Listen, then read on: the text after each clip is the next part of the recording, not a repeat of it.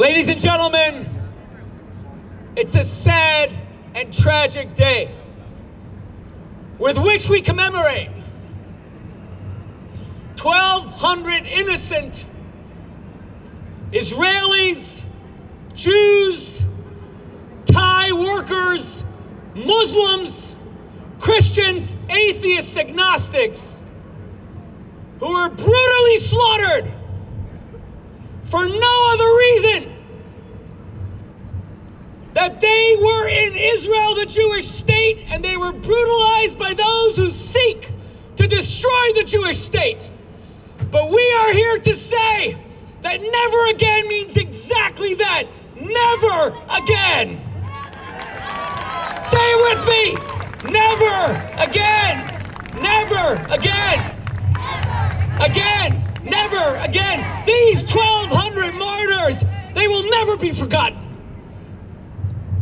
Unlike the 6 million of the Holocaust who have no grave, who are turned into ash, cremated, lampshades. There's a state of Israel who buried these 1,200 victims, and there are 800 IDF soldiers who laid down their lives to ensure that they never are placed into the earth again. Help me, my friends. IDF! IDF! IDF! IDF! IDF! IDF! And we are here. And we are here. In Times Square, where Jews have to fear wearing a kippah. Where a woman walked over to me last week and said, I really enjoyed your debate on Piers Morgan with Candace Owens, and you destroyed her. I said, are you Jewish? She said, of course, don't you see? And she took her Magen David from the back of her neck where it was hidden by her collar and brought it forward. And I said to her here in Times Square, if you're a Jewish woman who loves Israel, why is your Magen David hidden? And she said to me, because I don't want to be attacked. This is the this is the crossroads, cultural crossroads of the entire world. 1 million people gather here every December 31st for the secular New Year. And the whole world, 8 billion people watch it. And a Jew in the year 2024 can't wear tzitzit, can't wear a kippah, can't fly an Israeli flag without being attacked. I personally, in this square, have been spat on by a 7-year-old Muslim child. And I want to be clear, Muslims are my brothers, not my cousins. There is one God. We are all brothers and sisters. But these Islamist parents, not Muslims, because Islamists are fake Muslims. They taught their child to hate me. He spat on me right here. The video was posted, and the tennis legend Martina Navratilova reposted it to tens of millions of people, and she said she had never seen in her life an innocent 7-year-old being told, and then by his sister 14, for those of you who saw it, Rabbi Shmuley, kill yourself. Rabbi Shmuley, you should die. My friends, Times Square is no longer Hamas-occupied territory. Times Square is no longer Hezbollah-occupied territory. Times Square is no longer, if not in our lifetime, occupied territory. Times Square is no longer Students for Justice in Palestine occupied territory.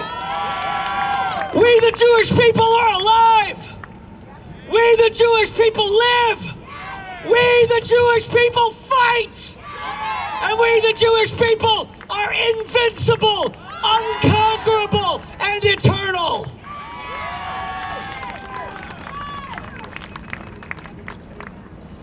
My friends, we have a very special program for you on this somber day. And I want to tell you, it will not only be somber. Like the Passover Seder itself, where we mix slavery and bitterness by dipping things into salt water representing tears, but then we recline like kings and we drink wine like lords. Today will be the same.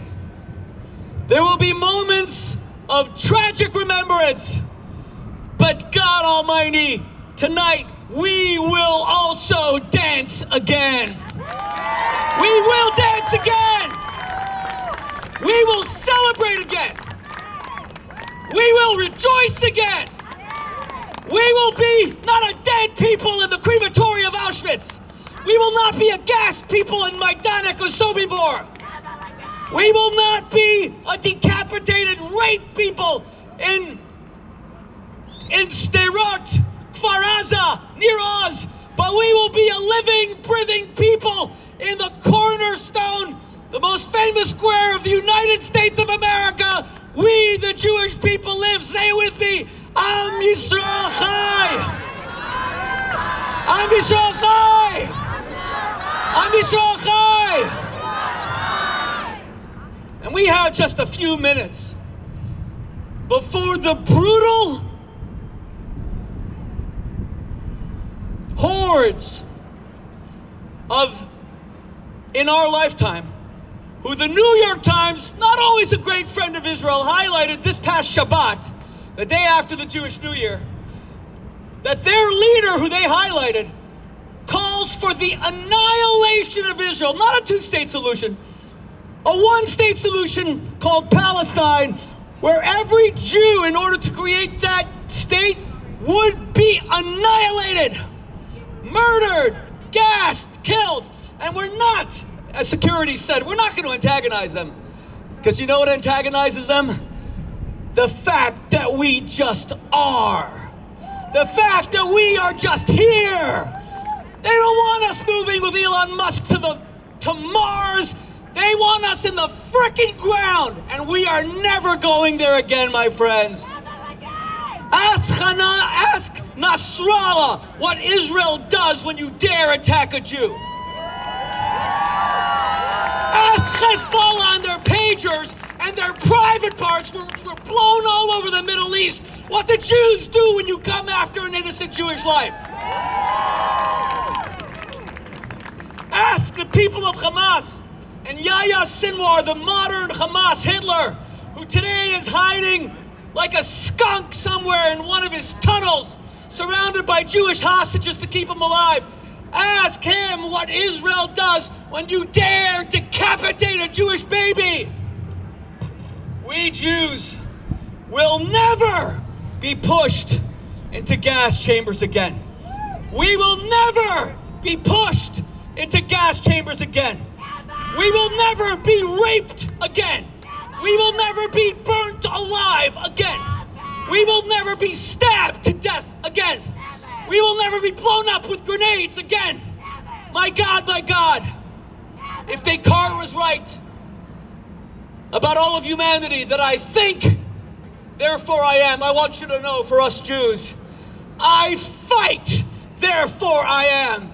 Are you Jewish fighters? Are you Jewish fighters? Will you fight for our survival, continuity, and our eternity?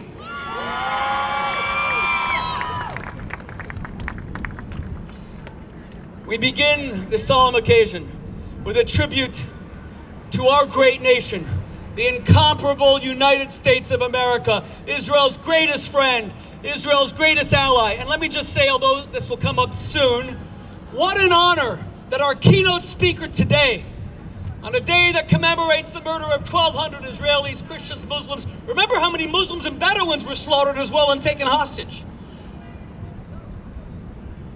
Remember also that when Iran attacked Israel 5 days ago, the only person they killed was a Palestinian Arab in Judea and Samaria.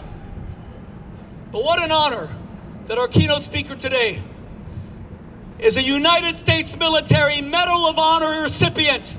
He just arrived the great and incomparable Captain Flo Groberg, who holds the highest award that this nation, civilian or military, can bestow. And Flo, what an honor to have you. We'll hear from you soon.